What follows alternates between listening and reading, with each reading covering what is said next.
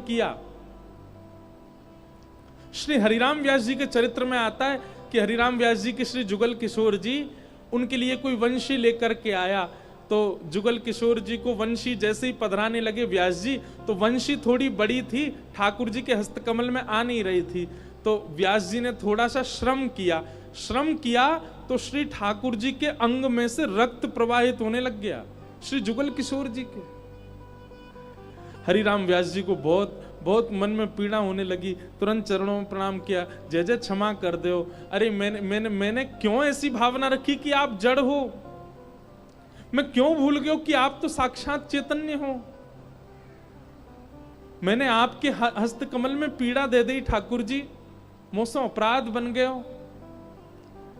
और हरिराम व्यास जी उसी समय अपने पुत्र को सेवा में करके और निकल पड़े वृंदावन की परिक्रमा में। सूर्य उदय से सूर्यास्त तक केवल परिक्रमा करूंगा या को अपराध को प्रायश्चित करूंगा, मैंने ठाकुर जी को श्रम कर दियो। हरिराम व्यास जी परिक्रमा करके रात्रि में जैसे ही वापस आए और शयन में आकर के जुगल किशोर जी का दर्शन किया, तो जुगल किशोर जी वही वंशी धारण करके खड़े थे जो सुबह आ ही नहीं रही थी हाथ में। हरिराम व्यास जी ने अपने पुत्र को बुला करके पूछा, जी वंशी तो ठाकुर जी के नाप की थी नहीं, ठाकुर जी के हस्तकल में सुबह आ नहीं रही थी, जी कैसे आ गई? पुत्र ने तुरंत जुगल किशोर जी के पास जाकर के और पिताजी से कही, पिताजी आप कैसे कह रहे हो जी वंशी ठाकुर जी के नाप की नहीं है, देखो ये तो बड़ी सहजता से बाहर आ रही है, बड़ी सहजता से ठाकुर जी धारण कर रहे हैं। तभी हरिराम व्यास जी ने स्नान आदि करके भीतर मंदिर में जाके देखी कि वंशी तो उसी आकृति की है, पर श्री जुगल किशोर जी ने अपने हाथ बड़े कर लिए ताकि वो वंशी आ जाए।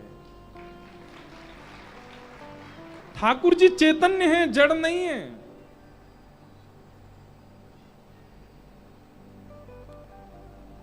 हमारे गिरधर लाल जी इतने से हैं, छोटे से। मैंने अनुभव किया है, इतने बड़े बड़े मुकुट भी लेकर के आते हैं लोग, और मैं देख करके कहता हूं, मैं नहीं भाई ये तो बहुत बड़ा, हमारे ठाकुर जी को मुख ही छोटा सो है, कैसे धारण करेंगे। सामने वाले जो भाव उनका वैष्णव थे वो बड़े भावुक हो गए, बोले महाराज जी हम तो बड़े भाव से लाए थे, आप प्लीज इसको स्वीकार करो। मन की कल श्रृंगार करेंगे तो देखेंगे।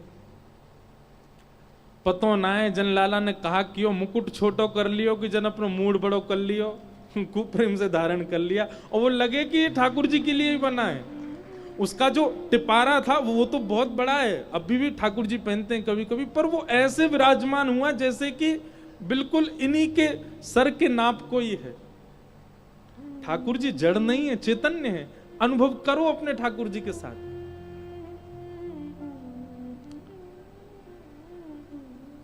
हमारे गिरधर लाल जी जब आए थे, सेवा सौभाग्य जब मिला था, माता जी बैठ जाओ, विराज जाओ।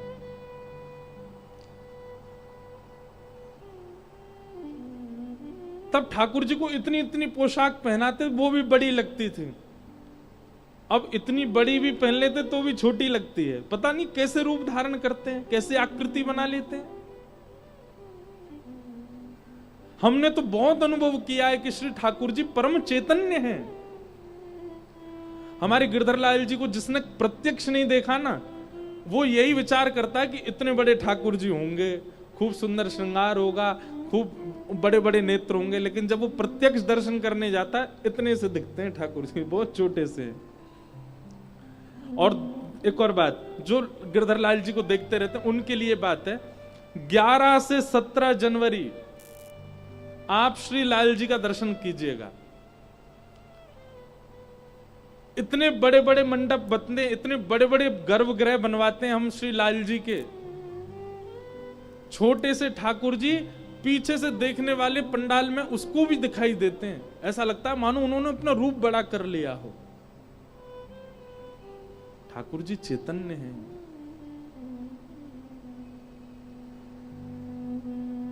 और आपने जड़ मान ही रखे हैं। आपके मन में ये भावना है कि जड़ भाव है, कि ये तो पाषाण ही है, तो वो पाषाण की तरह ही रहते हैं। फिर भावना रखो कि ये चैतन्य है, तो वो चैतन्य की तरह ही रहेंगे।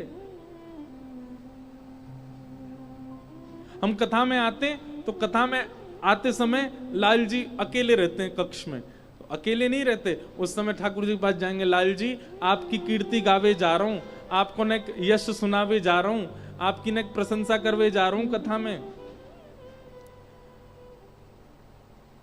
थोड़ी देर आराम कर लियो, आनंद कर लियो। पर हमें पता है ऐसी भावना कितनी बार आई है कि ऐसा लगता है कि जैसे ही हम कथा करने के लिए आते हैं श्री ठाकुर जी परम चैतन्य हो जाते हैं और बिस्तर पर जाके खूब कूदते होंगे, तकिया पे लौट जाते होंगे, फ्रिज खोल के देखते होंगे काका धरो यहाँ पे, मधुमंगल श्रीदामा सुबल तोक सब उनको बुला लेते होंगे, ले भैया उड़ाओ सबरे धुआंधार।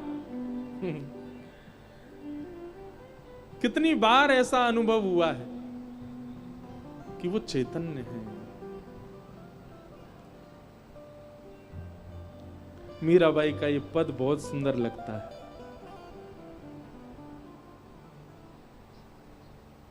ओ मायरी मायरी मायरी मैंने लियो री गोविंदा मोल रे, मैंने लियो री गोविंदा मोल रे, मैंने लियो री गोविंदा मोल रे, मैंने लियो री गोविंदा मोल रे, मैंने लियो री गोविंदा मोल रे। मायरी मायरी ओ मायरी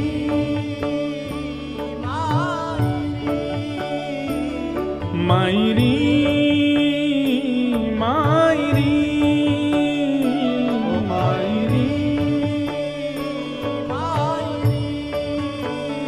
ओ मायरी मैंने लियो री गोविंदा मोल रे, मैंने लियो री गोविंदा मोल रे, मैंने लियो री गोविंदा मोल रे, ओ मैंने लियो री गोविंदा मोल रे, मैंने लियो री गोविंदा। मीराबाई कहती है कोई कहे कारो कोई कहे गोरो, कोई कहे कारो कोई कहे गोरो, कोई कहे कारो कोई कहे गोरो, कोई कहे कारो कोई कहे गोरो, ए कोई कहे कारो कोई कहे गोरो, एक ताल बजा के गाओ। हाँ कोई कहे कारो कोई कहे गोरो, कोई कहे कारो कोई कहे गोरो, ओ मायरी